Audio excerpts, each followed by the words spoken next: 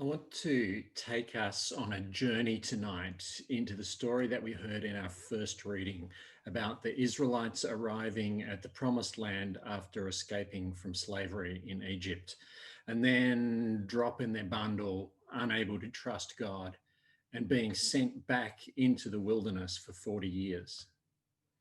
In various ways, we have all lived this story. The question is whether we can start writing ourselves a new ending. Two of the major themes from the season of creation that we observed over the past 5 weeks reappear in this story. Firstly, there is the land itself, a rich and fertile land which the people turn away from. That connection will be part of where we go tonight. Secondly, there is the indigenous peoples of the land and the plans for a genocidal campaign to dispossess them of their country. We cannot deny that that is part of the stories of the Israelite conquest of the promised land. And we've only been given the stories as told by the winners, the conquerors, the colonizers. That raises some pretty big questions about our use of these stories. In particular, we need to ask whether their belief that God was calling them to exterminate the indigenous peoples was a tragic misunderstanding right from the start. Everything that we know from the revelation of God's character in Jesus would suggest that it was, and that the world has been paying for that mistake ever since. It's instructive to note that one of the only parts of the Hebrew Bible that Jesus never quotes is the book of Joshua, the book of conquest, even though it bears his name, Joshua being the Hebrew form of Jesus. Jesus wants nothing to do with this genocidal perspective. Now, important as it is, that's not the sermon I want to preach tonight, but I do need to acknowledge it, and aspects of it will come back at us from another angle. We actually know this story better than we think we do. We know it because we have lived it. At a psychological and emotional level, we have lived this story over and over, both as a community and as individuals. Let me retell the story in one sentence and see if you recognize yourself in it. God calls us into a promised, wonderful new life, and we get right to the doorstep, and suddenly it all looks too big and too scary, and we shit ourselves and run away and spend years paying for our missed opportunity. Familiar? Certainly is to me. I've lived it more times than I care to remember. And as a pastor, I've sat with many of you, listening to you telling me that same story. I doubt whether there are any of us here who haven't been there, which of course is precisely why this story is still in our Bibles and continues to speak truth to us. So let's go into it a little bit deeper and invite God to speak to us again. A couple of our visiting preachers back in May reminded us that the COVID crisis had us living in a liminal space. That is to say, we've left behind an old world, but we've not yet arrived in the new. We're in transition betwixt and between. But that story is far more common than just COVID. And here we are in the same place in this old biblical story. We've left behind our old life, the life of slavery, a life that was familiar and stable and predictable, but constricted and miserable. We've escaped into the wilderness, into the liminal in-between space.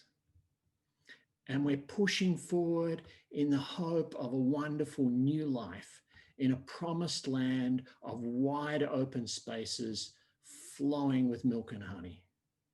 And here we are, with our journey behind us, standing now on the threshold of the promised land. The first thing we do is pause and take stock. Moses sends out 12 explorers, respected leaders from each of the 12 tribes, to inspect the land and bring us back a report. Why? Well, actually, the Bible is not even sure itself. This version suggests that it was God's idea, but a later summary in the book of Deuteronomy suggests that it was the people's idea because perhaps they were a bit wary about whether God's promises could be trusted. Be that as it may, we know this feeling. We want to know what's ahead of us. Is the promised land as good as it sounds? And what are we up against if we enter it? So we send out the explorers. And when they finally return, they are carrying a bunch of ripe grapes so enormous that it takes 2 of them to carry it on a pole across their shoulders. It's a promised land, all right. A land of fertile fields and productive vineyards, a land flowing with milk and honey, with wine and beer, a land that dreams are made of, the place to be. I can't tell you what the personal hopes and dreams you've been promised are. Our individual fields and grape clusters are all different. But while we each have a personal version of this story, it is first and foremost a community story. The call is to us as a whole society. Your vineyard and mine might be different, but the promised land they belong to is for all of us. So what are the explorers telling us? What does this promised land, this new world, look like? We hardly need to send out the explorers anymore because information and analysis moves so freely in today's world that we all have access to the intelligence reports. And we've seen crowds in the street waving placards and chanting the details. A new world of environmental flourishing and sustainability. A new world of racial justice where all lives matter because Black lives matter and brown lives matter, and any threat to them is taken just as seriously as threats to white lives.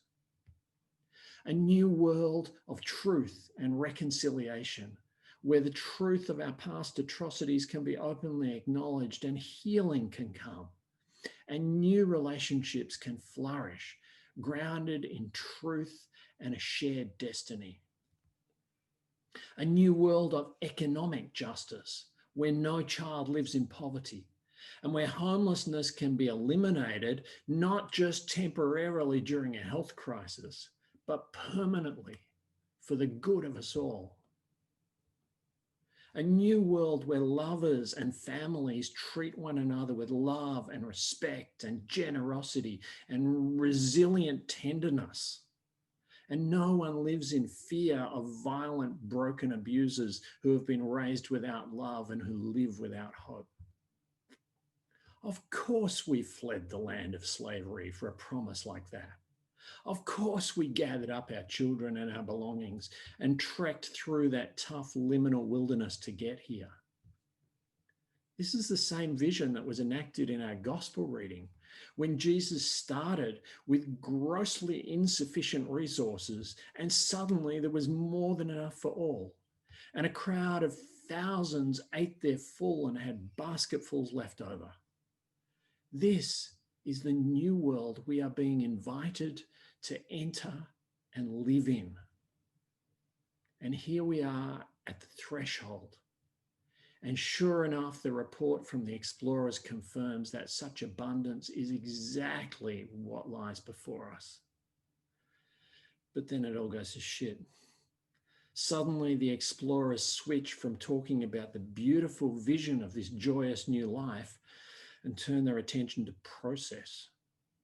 This is not going to be easy. There are significant obstacles. We're going to have to tackle some monstrous giants if we're going to go there. Now, again, for each of us, there will be some personal giants related to our individual visions and dreams, but we are a gathered people, and there are also some monsters that face us all as we try to adjust to the new world to which we've been called. This planet will be fried within just a few years if 6 billion people were to consume resources at even half the level that you and I consume resources. So the level of lifestyle change required to bring the whole world out of poverty and into a life of abundance, which of course looks so attractive to 2/3 of the world, actually looks pretty threatening to me. When I listen to the reports of the explorers, it begins to look like a fierce giant, way too big and scary for me to want to tackle. If we're going to live in a land where all lives matter because black lives matter just as much as white, then white fellas like me are going to have to confront some tough and scary truths about what's being done in our name and what sort of historic injustices we are still profiting from. We're going to have to face up to the fragile, resentful demons that rise up in us each time we hear a blunt statement like the one I just made and start screaming, not all white people, or not all men, or not all of whatever part of my identity feels under attack at this particular moment. We all want to believe that we are good people, and that it can't possibly be right and fair to lump us all in together and hold us all responsible for the present state of the world. And there's some truth in that. But it's also true that there were good white South Africans during apartheid and good Germans during the Nazi era who were dismayed by what was going on, but felt powerless to do anything and so did nothing. And in the future, people are going to talk about us in exactly the same light. There were good Australians who were dismayed by the rate of Indigenous deaths in custody and the holding of asylum seekers in endless detention. And why is that going to be us? Because here we are, standing at the threshold of the promised land, the new world of justice and joy that God has called us to live in and promised to empower us to take hold of. But here we stand, paralyzed by fear of the monsters and giants. Just the thought of them makes us feel small and powerless and hopeless. We completely lose our grip on what God has promised. We lose faith in God's ability to deal with the obstacles and get us from here to there.